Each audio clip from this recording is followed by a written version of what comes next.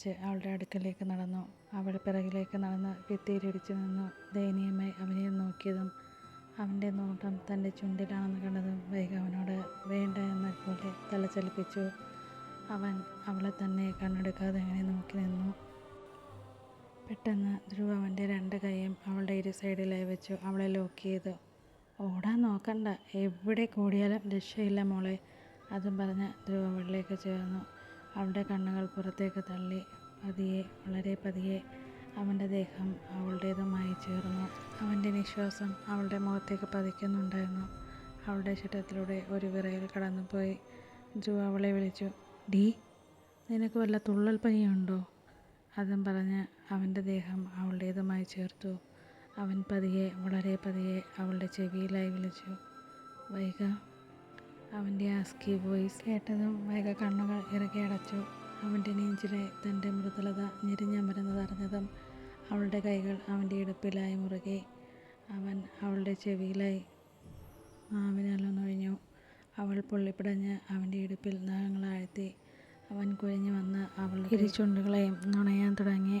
വൈഗയ്ക്ക് ശരീരം തളരുന്ന പോലെ തോന്നി. അവൻ്റെ ഓരോ സ്പർശനത്തിലും അവൾ വിവശയായി. അവൻ്റെ ചുണ്ടുകൾ അവളുടെ മുഖത്തു നിന്നും താഴേക്ക് ചലിക്കാൻ തുടങ്ങിയതും അവൾ അവനെ തടഞ്ഞു. അവൻ അവളുടെ മുഖത്തേക്കൊന്ന് നോക്കിക്കൊണ്ട് തന്നെ അവളുടെ കഴുത്തിലേക്ക് മുഖം ചേർത്തു. പതിയെ നുണഞ്ഞു വിട്ടു. അവൾ വിറയാർന്ന സ്വരത്തിൽ അവനെ വിളിച്ചു. ധ്രുവ് പ്ലീസ്. എനിക്ക് ശരീരം തളരുന്ന പോലെ. അവൻ അവളോട് ചേർന്ന് നിന്നു. എന്നിട്ട് അവളോട് ചോദിച്ചു, നിനക്കൊട്ടും സ്റ്റാമിനയില്ലല്ലോ പെണ്ണെ, ഇങ്ങനെ ആയാലെങ്ങനെ? ഞാൻ തുടങ്ങിയിട്ടല്ലേ ഉള്ളൂ. അത് കേട്ടതും അവൾ അവനെ തള്ളി മാറ്റി അവിടെ നിന്ന് ഓടി അവളുടെ റൂമിൽ കയറി ഡോറടച്ചു. ഡോറിൽ ചാരി നിന്ന് കിതച്ചു. അവൾ അവളുടെ രൂപം കണ്ണാടിയിലൂടെ കണ്ടതും അവളുടെ മുഖം ചുവന്ന് കയറി. അവൻ്റെ ശരീരത്തിലെ വെള്ളത്തുള്ളികൾ അവളുടെ ഷർട്ടിൻ്റെ മുൻവശം ഫുള്ള് നനച്ചിരിക്കുന്നു. ഇപ്പോൾ ഓഫീസിൽ ക്യാബിനിലിരുന്ന് ഫയൽ പരിശോധിക്കുകയാണ് എബി. കീർത്തനാധികാരത്തിൽ നോക്ക് പോലും ചെയ്യാതെ അവിടേക്ക് ഇടിച്ചു കയറി ചെന്നു. ആരോ ഡോറ് തുറന്നു വരുന്ന സൗണ്ട് കേട്ടതും എബി തല ഉയർത്തി നോക്കി. മുന്നിൽ കീർത്തനെ കണ്ടതും അവന് വിറഞ്ഞു കയറി.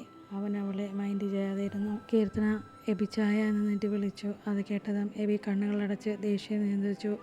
എബി അവളോടായി തിരക്കി. എന്താ കീർത്തന ഇവിടെ? ഇത് ഓഫീസ് ടൈം അല്ലേ? ഞാൻ കീർത്തനയെ വിളിച്ചില്ലല്ലോ. പിന്നെ എന്തിനാ ഇവിടേക്ക് വന്നത്? അത് കേട്ടതും കീർത്തനയ്ക്ക് മുഖത്ത് കിട്ടിയൊരു അടി പോലെയായിരുന്നു. പറയൂ, എന്താണ് പറയാൻ വന്നത്? കീർത്തന വിക്കി ചോദിച്ചു. ധ്രുവ് വന്നില്ലേ?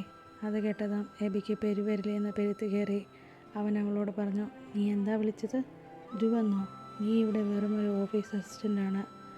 അത് നീ പലപ്പോഴും മറന്നു പോകുന്നു. അതും പറഞ്ഞ് എബി അവളെ ഗെറ്റൗട്ടടിച്ചു. പുറത്തേക്കിറങ്ങിയ കീർത്തനയുടെ മുഖം അപമാനഭാരത്താൽ കുനിഞ്ഞു.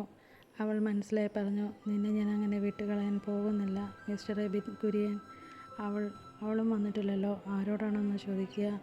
കീർത്തി ചിന്തിച്ചു. ഞാനെന്തിനാ ഇങ്ങനെ കാട് കയറുന്നത്? ധ്രുവിനെ ഡയറക്റ്റ് വിളിച്ചാലും ചിന്തിച്ച് കീർത്തന മുന്നോട്ടേക്ക് നടന്നു. ധ്രുവ് റെഡിയായി താഴേക്ക് വന്നതും അഞ്ജു അങ്ങോട്ടേക്ക് കോഫി കപ്പുമായി വന്നു. ആ അഞ്ജു, ഞാനൊന്ന് പുറത്തേക്ക് പോകാം. അത്താഴ്ചന് എവിടെ? അത് സൂപ്പർ മാർക്കറ്റിൽ പോയി. ഓക്കെ എന്നും പറഞ്ഞ് ധ്രുവ് വൈഗയുടെ റൂമിലേക്ക് നടന്നു. നോക്ക് ചെയ്തു. വൈഗ വേഗം ഡോറ് തുറന്നു. ഒരു ബ്ലാക്ക് മുട്ടപ്പം വരുന്ന ഗൗണായിരുന്നു അവളുടെ വേഷം. ഈ വേഷത്തിൽ പെണ്ണിൻ്റെ മൊഞ്ച് ഒന്നുകൂടെ കൂടിയിട്ടുണ്ട്. അതും ചിന്തിച്ച് ധ്രുവ് അകത്തേക്ക് കയറി.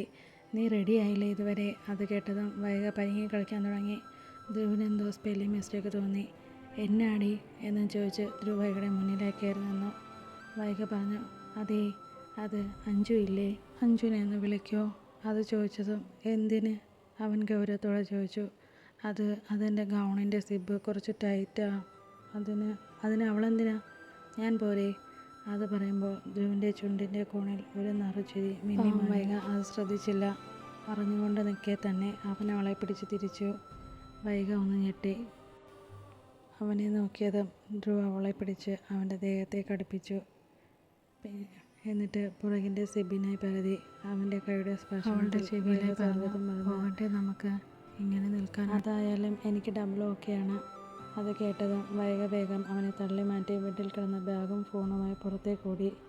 ഡി പയ്യെ, ധ്രുവ് വിളിച്ചു പറഞ്ഞു. പുറകിലായി അവൻ്റെ നടന്നു. ഇതേ സമയമാണ് അഞ്ജുവും പീറ്റർ അവിടെ നിന്ന് സംസാരിക്കുന്ന ധ്രുവ് കാണുന്നത്. കാറിൻ്റെ ഡോർ തുറന്ന് ഡ്രൈവിംഗ് സീറ്റിലേക്ക് കയറാൻ പോകുന്ന ധ്രുവിനോടായി പീറ്റർ പറഞ്ഞു, സർ, ഞാൻ എടുക്കാം കാർ. ധ്രുവ് പറഞ്ഞു. വേണ്ട പീറ്റർ, ഇത് ഞാൻ എൻ്റെ പെണ്ണിനെയും കൊണ്ട് പുറത്തു പോകുക. എൻ്റെ പെണ്ണെന്നുള്ള പ്രയോഗത്തിൽ നിന്നും പീറ്ററിനെല്ലാം പിടികിട്ടി. വൈഗ കയറിയതും ധ്രുവ് കാർ സ്റ്റാർട്ട് ചെയ്തു. പീറ്റർ ഒരു ചിരിയോടെ തിരിഞ്ഞു.